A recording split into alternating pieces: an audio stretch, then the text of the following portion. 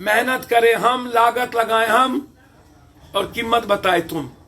जब तक किसानों के लागत और किसानों के मेहनत का मूल्य का अधिकार आप नहीं दोगे, सर्वोच्च न्यायालय के जो आदेश हुए हैं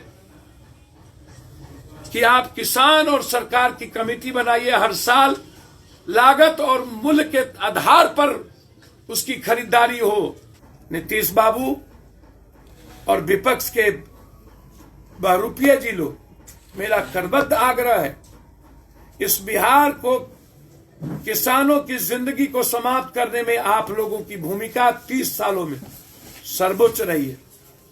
आप लोगों ने जिंदगी को तबाह किया है, आपने खून के आंसू बहाए हैं। एशिया की सबसे बड़ी गुलाब बाग की मंडी को समाप्त किया है, बाजार को समाप्त किया, मंडी को समाप्त किया, बाजार समिति को समाप्त किया, कोऑपरेटिव सिस्टम को समाप्त किया, और अब सिर्फ 30% पप्पू यादव जैसे लोगों के किसान की मात्र खरीदारी होगी और बिचौलिया बेचेगा। और नीतीश जी कहते हैं कि टैक्स हमने दे दिया।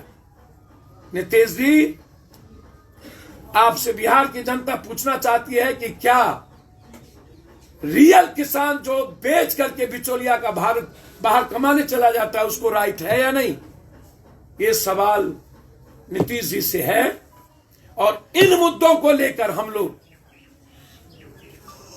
बिहार की लड़ाई बाबू वीर कुंवर सिंह के दूसरे चरण की ओर हम लोग बढ़ेंगे। मार्च के लास्ट में या अप्रैल के फर्स्ट वीक में गांधी मैदान से करो मरो का नारा देंगे। और जब तक इस बार किसानों को उसके मूल्यों का, उसके लागत का कीमत नहीं मिलेगा, तब तक चैन से नहीं बैठेंगे, चाहे बिहार को बंद करना पड़े। ये लड़ाई आर पार की होगी।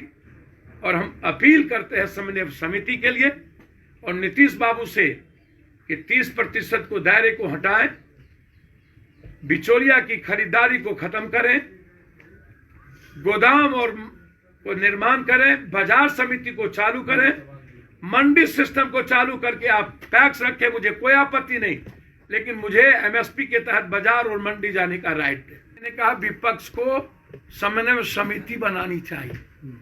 और मैं किन्हीं की प्रवक्ता और किन्हीं की बात करने नहीं आया हूं, मैं आया हूं मेरे पार्टी का किसान के समर्थन में एजेंडा क्या है, हम बिहार को कैसे जगाएंगे।